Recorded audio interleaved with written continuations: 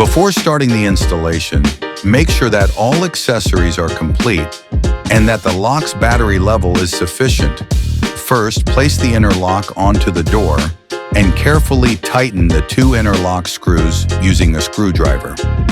Next, insert the cylinder and secure it with a screwdriver. Then position the front panel and gently route the front handle cable toward the back.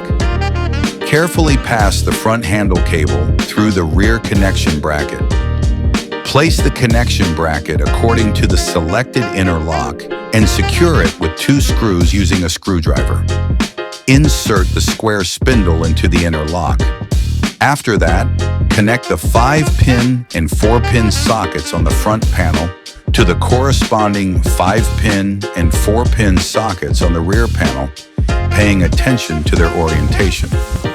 Once the rear panel is in place, tighten the 3 fixing screws to secure it. Insert the battery and the LCD panel. Finally, test the lock and unlock buttons to ensure that the installation has been completed correctly and smoothly.